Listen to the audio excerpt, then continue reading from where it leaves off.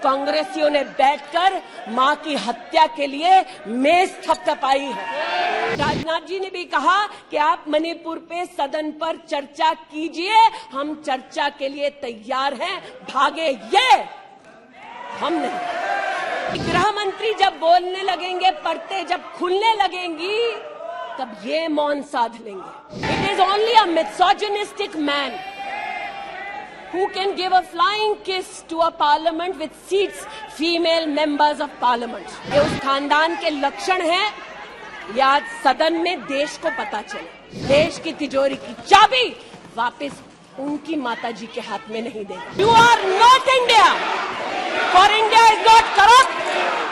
India believes in merit and not dynasty, and today of all the days, people like you need to remember what was told to the British: quit India, corruption quit India, dynasty quit India, merit now finds place in India।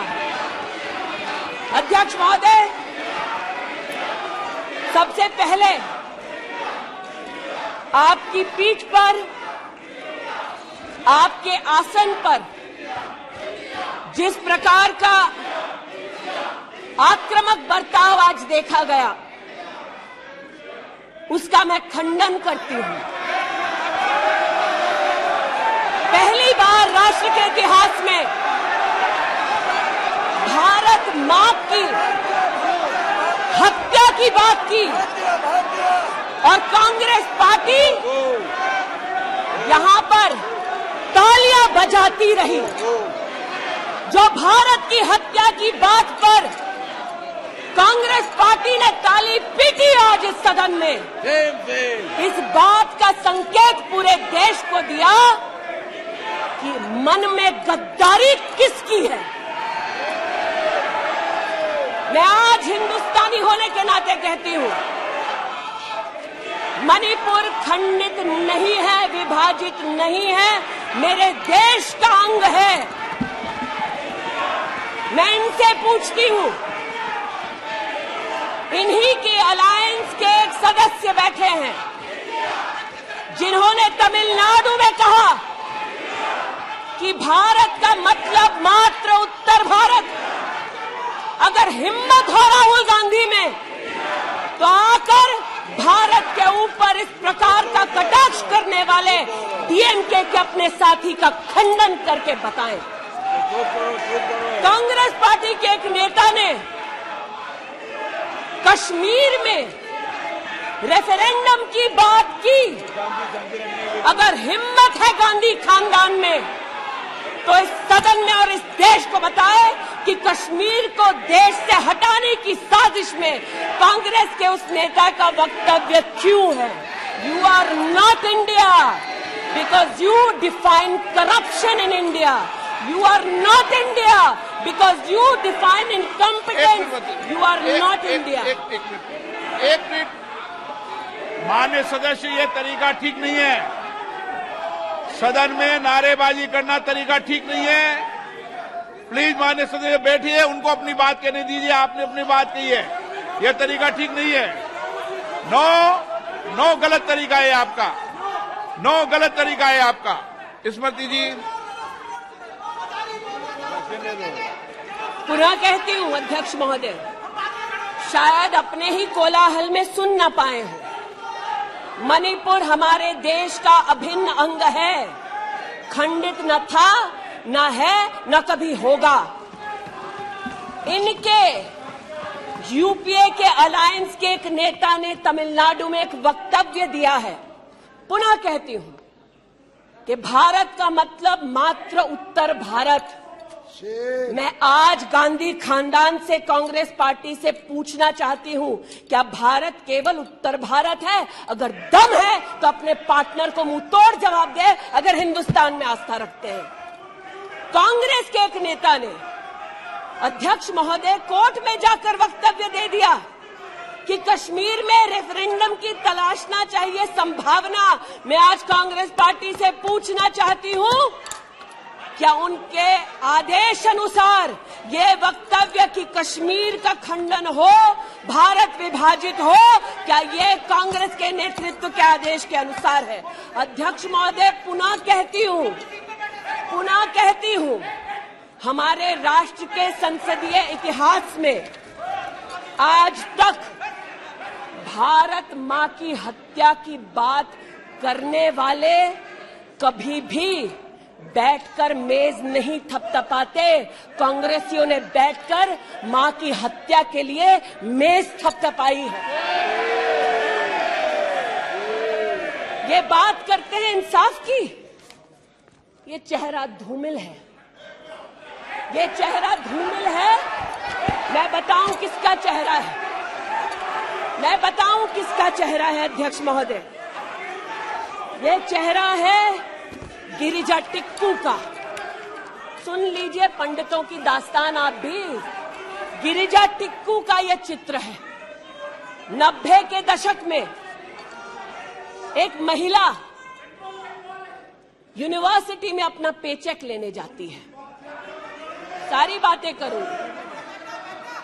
अपना paycheque लेने जाती है, बस से घर लौटने का प्रयास करती है। उसको 5 मर्द बस से खींचकर टैक्सी में ले जाते हैं, बलात्कार करते हैं और फिर आरी से उसका बदन काट देते हैं। जब गिरिजा टिक्कू के जीवन पर एक फिल्म में एक प्रति आया, मैं आज कहना चाहती हूं कि कांग्रेस के कुछ प्रवक्ताओं ने उसको प्रोपेगेंडा कहा। सरला भट्ट, आप नहीं चाहते कश्मीरी पंडितों की दास्तान कहीं सुनाई जाए, आप नहीं चाहते वो आइडेंटिफाई हो एज विक्टिम्स। सरला भट्ट मेडिकल स्टाफ थी। 90 के दशक में उसको उसके इंस्टीट्यूट से अगवा करके गैंग रेप किया गया और सड़क के किनारे रखा गया। आज मैं पूछना चाहती हूं कि एक तरफ इनकी अलायंस के लोग हिंदुस्तान को विभाजित करने की बात करते हैं, ये आज अपने आप को इंसाफ के पुजारी बताते हैं, लेकिन मुझे बताइए गिरिजा टिक्कू, सरला भट्ट को कब इंसाफ मिलेगा? हर गली हर मोहल्ले में एक स्लोगन गूंजता था पंडितों के बीच, रलियू सलियू गलीव। पुनः कहती हूं, रलियू सलियू गलीव। आप चिल्लाना बंद करें, समझे पहले। रलियू सलियू गलीव। या तो अपना धर्म बदलो, या कश्मीर छोड़ो, या यहीं मरो। उनकी आवाज भारत की आवाज नहीं है। उनकी आवाज को आपने कभी नहीं सुना। मैं आज कहती हूं, इन्होंने कहा अश्रु बहाए, भ्रमण किया 84 के दौरान में। मुझ जैसे कई लोग देश की राजधानी में थे और किसी का वक्तव्य ना सुने अध्यक्ष जी। एक पत्रकार है प्रणय गुप्ता, उन्होंने लिखा कि सिख बच्चों को कैस्ट्रेट करके उनके अंगों को उनकी मां के मुंह में ठूसा गया। आज बोलती हूं, त्रिलोकपुरी में 30 औरतों को इकट्ठा करके चीला गांव में ले जाकर उनका बलात्कार किया। सुल्तानपुरी में एक महिला ने एफिडेविट दी है, मेरे हस्बैंड को मार दिया, बेटी को शादी से एक रात पहले उठाकर ले गए और उसका बलात्कार किया। एक 45 साल की मां ने कहा सिख दंगों के दौरान कि न सिर्फ मेरे पति को मारा, न सिर्फ मुझे गैंगरेप किया, बल्कि मेरे सामने मेरे बेटे पर केरोसिन छिड़ककर उसको आग लगा दी गई। और आज भारत की बात करते हैं, कहते हैं कि कश्मीर से कन्याकुमारी तक 130 दिन चल रहे थे। मैं जोड़ों के दर्द पर भाषण नहीं दूंगी अध्यक्ष महोदय, लेकिन इतना जरूर कहूंगी कि जिन वादियों को हिंदुस्तान ने खून से सना देखा है, जिन वादियों में गोलियों की आवाजें हर दिन सुनाई देती थी, जब ये उन वादियों में गए तो जैसे कश्मीरी कहते हैं शीन जंग कर रहे थे, बर्फ के गोलों के साथ अपने के किसी परिजन के साथ खेल रहे थे। अध्यक्ष महोदय, ये तब संभव हुआ जब प्रधानमंत्री मोदी ने धारा 370 हटाई। आज इस सदन में उल्लेख हुआ है कि ये गए हैं, I have been to Manipur, you might have not been. आज इस सदन में उल्लेख हुआ है कि ये यात्रा में गए और यात्रा में क्या आश्वासन दिया कि अगर इनका बस चले तो धारा 370 ये पुनः स्थापित कर दे। धारा 370 की वजह से कश्मीर की बेटियों को दहेज के लिए अगर प्रताड़ित किया जाता था तो वहां की बेटियों के पास कानून का सहारा नहीं था, क्योंकि इन्होंने धारा 370 लगाई। कश्मीर में अगर बेटियां प्रदेश के बाहर ब्याही जाती थी तो उनके पैतृक संपत्ति पर उनका अधिकार समाप्त हो जाता था, क्योंकि इन्होंने धारा 370 लगाई।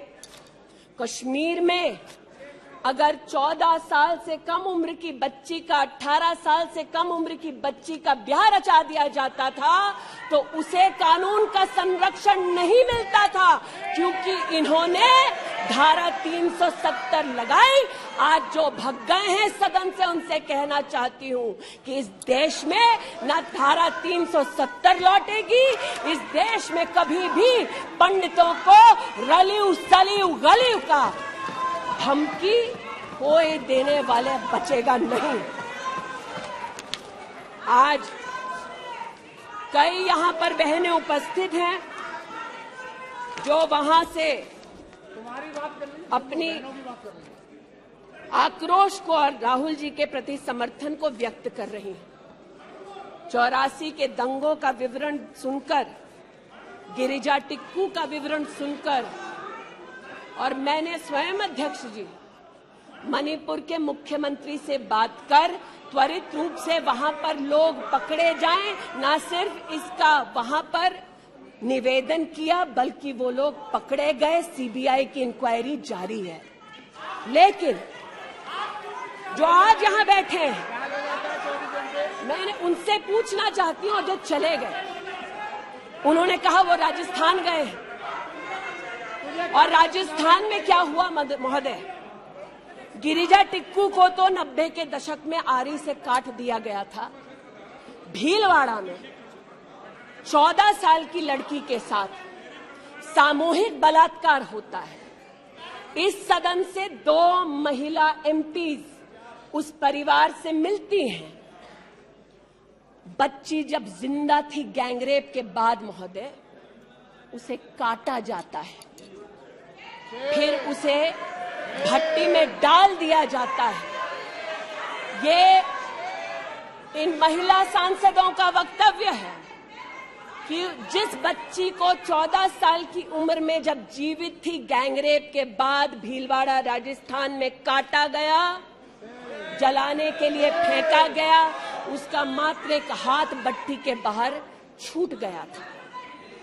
मैं आज पूछना चाहती हूं अध्यक्ष महोदय, ये आज जो जोर जोर से चिल्ला रहे हैं, न्याय की गुहार इन्होंने तब नहीं लगाई जब 60 साल की एक महिला का पश्चिम बंगाल में उसकी नाती के सामने गैंगरेप हुआ। कोर्ट में केस लंबित है, इनका दिल नहीं दहला और पूछ रहे थे कि मणिपुर के बारे में आप नॉर्थ ईस्ट के बारे में नहीं जानते। जिन्होंने प्रस्तावना की उनसे कहती हूँ, नल्ली का मैसेकर हुआ, 5 मिनट के लिए कांग्रेस की एक नेत्री गई, लेकिन इनका क्या रुख था तब। 2012 में तरुण गोगोई जी ने स्वयं वक्तव्य दिया है कि दंगे हो रहे हैं, लेकिन कांग्रेस की केंद्र की सरकार ना ट्रूप्स दे रही है, ना इंटेलिजेंस दे रही है। कोकराझार की बात करते हैं। ये मेरा वक्तव्य नहीं है, तब के कांग्रेस के मुख्यमंत्री तरुण गोगोई का वक्तव्य है। कोकराझार में हिंसा होती है, धुबड़ी में 3-3 महीने कर्फ्यू रहता है। आज महोदय, जो लोकतंत्र की दुहाई दे चुके हैं, हम बार बार इस सदन में बार बार इमरजेंसी की गाथा को याद करते हैं। इस सदन में हम लोग बार बार उन नेताओं को, उन सामाजिक संस्थाओं को, उन मीडिया के बंधुओं को, उनकी प्रिंटिंग प्रेस कैसे जबरन बंद कर गई, उसको, इस पर विस्तृत चर्चा होती है। लेकिन इमरजेंसी के कालखंड में साधारण महिला का इन्होंने, कांग्रेस पार्टी ने क्या हश्र किया। स्नेहलता रेड्डी की आज बात करना जरूरी है। बेंगलुरु की जेल में बंद किया गया, और इसलिए बंद किया गया क्योंकि वो सोशलिस्ट थी, भाजपाई नहीं थी, सोशलिस्ट थी।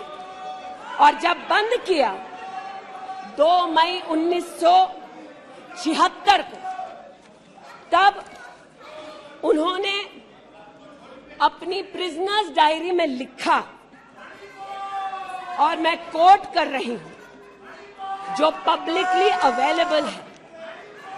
As a woman comes in, she is stripped naked in front of everyone else.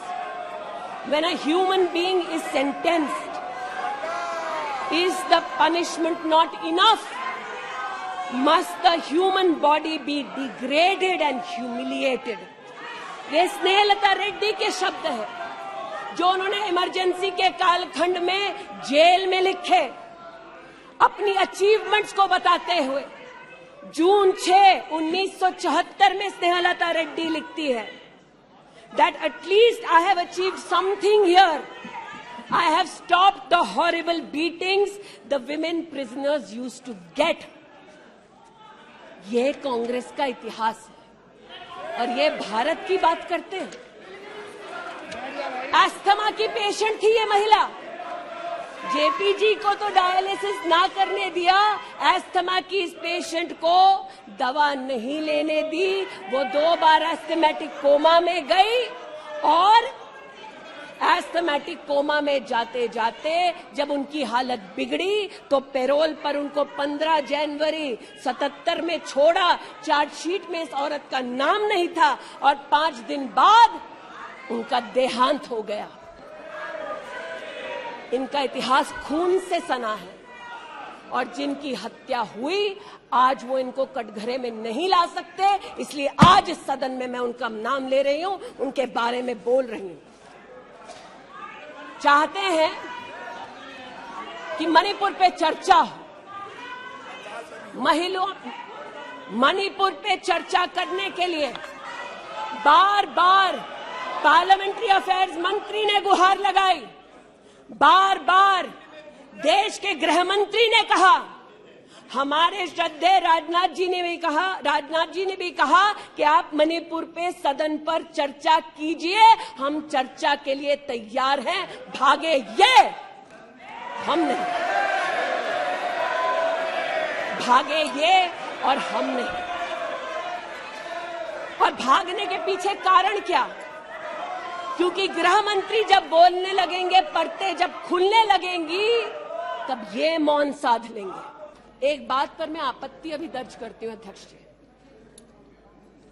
कि जिनको आज मुझसे पहले वक्तव्य देने का अधिकार दिया गया, उन्होंने जाते जाते एक अभद्र यहां पर लक्षण के दर्शन दिए। It is only a misogynistic man who can give a flying kiss to a parliament which seats female members of parliament. ऐसी गरिमा विहीन आचरण को इस देश के सदन में कभी नहीं देखा गया। ये उस खानदान के लक्षण हैं, ये आज सदन में देश को पता चले। लेकिन कहां गए हैं, वहां पर क्या हालात हैं अध्यक्ष महोदय? गोद भराई के नाम पर राजस्थान में भास्कर ने लिखा है कि राजस्थान की कांग्रेस की सरकार जेब भराई कर रही है। 13 से 20 महीने का घरबाशय दिखाया जा रहा है राजस्थान में और भारत की तिजोरी से पैसा लूटा जा रहा है। इनका सरोकार महिला उत्थान से नहीं, ये महिला के बारे में क्या सोचते हैं, इनकी क्या हरकतें हैं, इनके नेता ने जाते जाते यहां पर उसको प्रसारित कर दिया है। लेकिन इन्हें सरोकार इनके नेता को किससे है? चीन से है। तो चूंकि सब चीन में इतनी रुचि लेते हैं कांग्रेस पार्टी के नेता, इसलिए आज एक सुखद समाचार भी सुनाती हूं। चीन में 31st यूनिवर्सिटी गेम्स हुआ। 1959 से लेकर आज तक भारत को मात्र 18 पदक मिले। इस बार 26 मेडल का रिकॉर्ड हिंदुस्तान के बच्चों ने स्थापित किया। भारत मां के टुकड़े के लिए तालियां बजाते थे, भारत मां के बच्चों के लिए तो बजा दो। 11 गोल्ड, 5 सिल्वर, 10 ब्रॉन्ज। आज देश के यूनिवर्सिटी के छात्र देखें कि 31st यूनिवर्सिटी गेम में भारत का नाम रोशन करने वाले छात्रों के लिए मैं गुहार लगा रही हूं कि कांग्रेस पार्टी यहां अभिनंदन कर दे, लेकिन वो अभिनंदन से भारत के बच्चों को वंचित रखते हैं।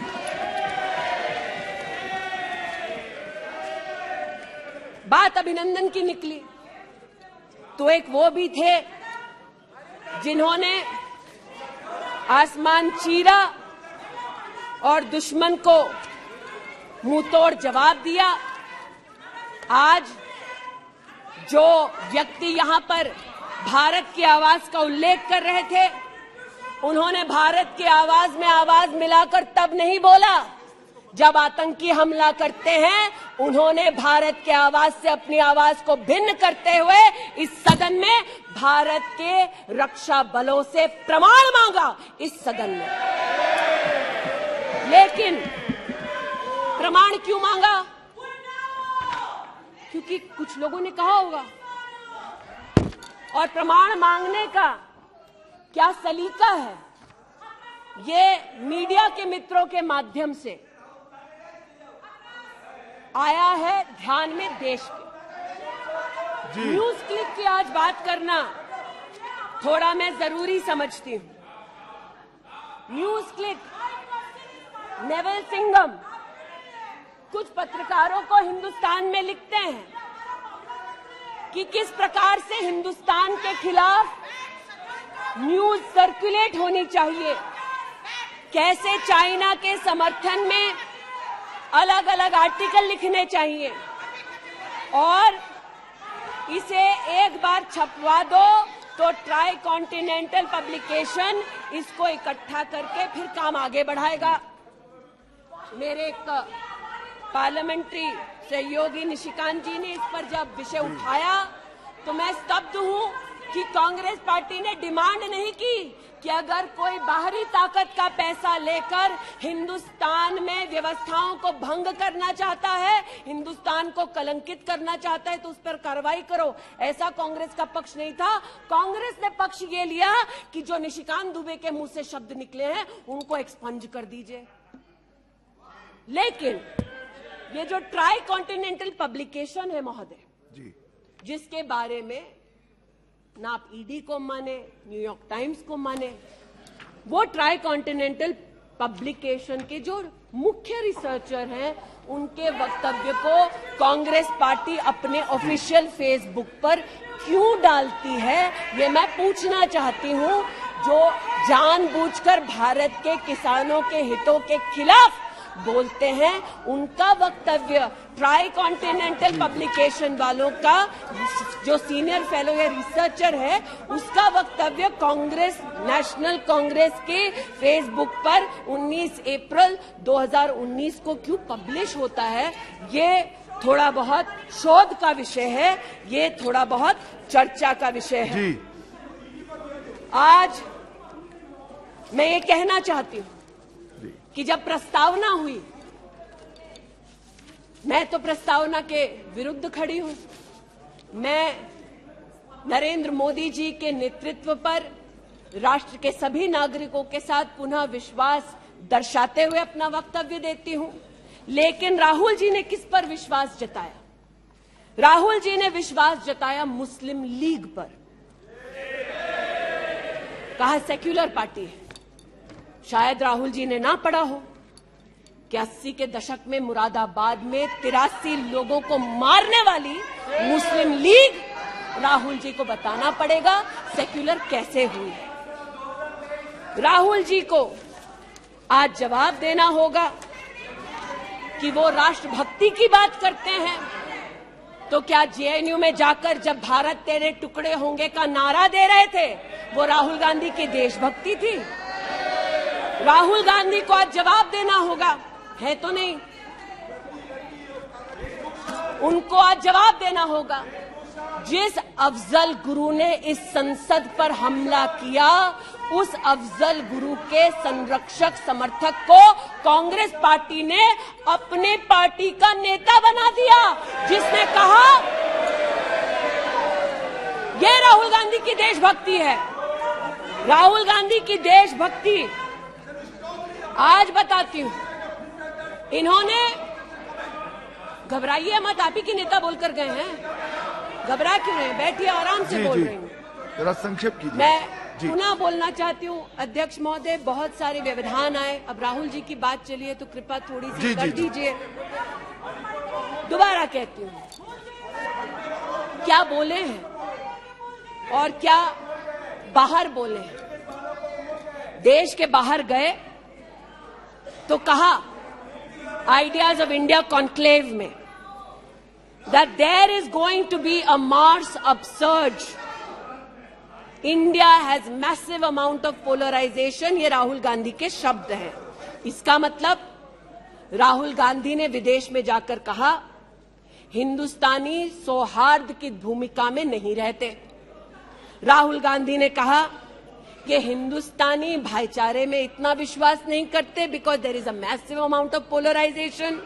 और राहुल गांधी ने कहा there is going to be a mass upsurge. Now the question is, how can the opposition effectively use the upsurge to change politics? मतलब उन्होंने कहा कि देश में उथल पुथल होगी। मैं स्पष्ट करना चाहता हूं, विपक्ष इस उथल पुथल को कैसे इस्तेमाल कर सकता है, ये मैं सोच रहा हूं। फिर उनका शब्द है, देश में केरोसिन फैला है, हमें एक चिंगारी की जरूरत है। आज पूछना चाहती हूं, माचिस ढूंढते ढूंढते राहुल गांधी कहां गए? अमेरिका गए? तंजीम अंसारी के साथ, जो पाकिस्तानी इमाम जावेद अहमद के साथ ताल्लुक रखते हैं, अमेरिका में अपने कार्यक्रमों को उनके साथ करवाया। राहुल गांधी मिन्हाज खान, जो हिंदुस्तान के खिलाफ आवाज बुलंद करते हैं, उनके साथ उन्होंने मीटिंग की। आज जो लोग इस देश में एस्पियोनाज के लिए पकड़े जाते हैं, उनका राहुल गांधी ने जाकर विदेश में समर्थन किया। वे तब से अडानी अडानी कर रहे हैं, तो अब थोड़ा मैं भी बोल दूं। फोटो मेरे पास भी है। इतना ही खराब है तो जीजा जी उसके साथ क्या कर रहे हैं? तो निशिकांत जी सही कहा, किसी को सेट करो, किसी को भेंट करो। पूछना चाहती हूं, 1993 में मुंद्रा पोर्ट में कांग्रेस की सरकार ने अडानी को जगह दी, तब प्रधानमंत्री कौन थे? कांग्रेस के थे। वित्त मंत्री कौन थे? मनमोहन सिंह थे। अडानी बोल रही हूं। यूपीए के कार्यकाल में अडानी को इन्होंने 72,000 करोड़ का लोन दे दिया। क्यों दिया? राजस्थान में 60,000 करोड़ से ज्यादा का समझौता कर लिया गहलोत जी के साथ। 20,000 एकड़ जमीन ले ली। क्यों किया? केरल में कांग्रेस की यूडीएफ सरकार के साथ पोर्ट का काम क्यों दिया? महाराष्ट्र में जब कांग्रेस के पास सत्ता थी तो फिर कांग्रेस ने अडानी को पोर्ट का काम क्यों दिया? बंगाल में हल्दिया पोर्ट का काम अडानी को क्यों दिया? छत्तीसगढ़ में कांग्रेस पार्टी ने अडानी को काम आदिवासियों ने मना किया, फिर भी क्यों दिया? अब इसमें बेटा कितना सेट होगा, दामाद को कितना भेंट होगा, हम क्या जाने। लेकिन आज अरे दामाद का मामला है, बैठ जाओ भाई। दामाद आपका नहीं है, जिनका है वो नहीं चिल्ला रहे, आप क्यों चिल्ला रहे? बैठ जाइए भाई। जिसका है दामाद वो नहीं चिल्ला रहे, आप क्यों चिल्ला रहे? बैठिए। अरे बैठ जाइए, बैठ जाइए, बैठ जाइए, बैठ जाइए, बैठ जाइए। कोयले घोटाले में पकड़े गए, 2G में भी पकड़े जाएंगे। बैठ जाइए प्लीज। आप बताइए, इस पूरी बला की जड़ महोदय, पूरी बला की जड़ परिवारवाद में, और परिवारवाद की राजनीति की जड़ कांग्रेस पार्टी में है। इनके अलायंस के लोग चारा खाते हैं, ये उनके घर मटन खाने चले जाते हैं। इनके अलायंस के लोग रेल की नौकरी के लिए गरीब की जमीन खाते हैं, जाके वो उन्हीं लोगों को गले लगाते हैं। और इनके सब के पीछे एक ही मजबूरी है, जो बड़ी विनम्रता से अजीत दा ने भी स्वीकारी कि मजबूरी हमारी कि तीसरी बार जनता कह रही है, फिर एक बार मोदी की बारी। Okay, now please conclude. तो मैं लिसन प्लीज। ये आज बैठिए। यहाँ पर उल्लेख कर रहे थे किसान की। आप भी बैठिए, आप किस लिए खड़े? ये बात आज कर रहे थे किसान की, तो किसान का क्या हश्र करते हैं वो मैं बताना चाहती हूँ। अध्यक्ष महोदय थोड़ी सी मुझे मोहलत दे दें। ये मैं कहना चाहती हूँ उस क्षेत्र की बात जिसकी मैं प्रतिनिधि हूँ, जहाँ पर बैठिए प्लीज, बैठिए दलित प्लीज मांग कर रहे थे विद्यालय की। 1982 में किसानों ने 4 बीघा 2 बिस्वा जमीन इंटर कॉलेज के लिए दी, और अमेठी में धोखे से किसानों की ये जमीन हड़पने वाले फाउंडेशन का नाम गांधी खानदान है। 2016 में राहुल जी दौरे में गए तिलोई, वहाँ पर लोगों ने कहा 200 छात्रों ने सुनिए कि जमीन वापस कर दो, हमारे लिए कॉलेज की व्यवस्था करो। इन्होंने अपने अलायंस पार्टनर के साथ उन छात्रों को जेल भगा दिया। 17 में जेल भगाया। सेठा गौरीगंज में प्रमाण है, आ जाओ गौरीगंज, दूध का दूध पानी का पानी यही कर दूंगी। गौरीगंज सेठा रोड पर जमीन हब्जा ली। भूसियावा मार्ग पर नरसिंह भानपुर पर मुंशीगंज में जमीन हत्या ली। ये उनका संस्कार है। जमीन कौन कौन हड़पता है, ये कांग्रेस की गाथा स्पष्ट है। जहां ये है वहां पर आज मैं अभिनंदन देती हूं रेल मंत्री का कि रेल कोच फैक्ट्री रायबरेली में भी 10,000 कोचेस तब बनी जब नरेंद्र मोदी देश के प्रधानमंत्री बने। पीड़ा हो रही है जी। मैं बस इतना बताना चाहती हूँ कि आज जो किसानों का दम भरते हैं, बालियान साहब शायद यहाँ नहीं है, मैं अमेठी के किसानों की ओर से विशेष बालियान साहब आपको नतमस्तक होकर आभार व्यक्त करती हूँ। राष्ट्र के इतिहास में पहली बार अमेठी में खाद की रैक उतरी जब मोदी आए। इन्होंने न खाद दी, गौरीगंज में किसानों पर लाठीचार्ज करते थे, राजनाथ जी इसके साक्षी हैं। इन्होंने 80% लोगों के पास अमेठी में, जहां 5 दशक इन्होंने राज किया, 80% लोगों को शौचालय नहीं दिया, 60% लोगों के घर में बिजली नहीं दी, और ये आज लोकतंत्र की बात करते हैं, अपनी प्रतिभा की बात करते हैं। आज मैं आभार व्यक्त करती हूँ, अमेठी का पहला सैनिक स्कूल मोदी जी ने दिया, 7.5 लाख लोगों को मुफ्त अनाज मोदी जी दे रहे हैं। अमेठी का आज पहला मेडिकल कॉलेज, जिसके नाम से इस खानदान ने जमीन हड़प ली थी, वो नरेंद्र मोदी ने दिलवाई। आज मैं इतना कहना चाहती हूँ अध्यक्ष महोदय, जो अभी है नहीं, जो 50 साल की उम्र के बाद देश देखने निकले थे, वो देश के किस कोने में वर्तमान में है मैं नहीं जानती, लेकिन इतना देखिए एक मिनट। और देखिए रोम आपने के एक फिलोसोफर का ये मंत्रिमंडल में अविश्वास प्रस्ताव लाया है, नेशन कैन तो सर्वाइव, मंत्रिमंडल उस संबंध में बोलेगा, उनको बोलने का अधिकार है। प्लीज आप बैठ जाइए। नो, मणिपुर पर चर्चा आपने नहीं मांगी है, वो एक विषय है, उस पर चर्चा हो रही है, उसका उत्तर भी आएगा, परंतु no, please sit down, please sit down. But what, sir, of the enemy who speaks slyly? What of that enemy?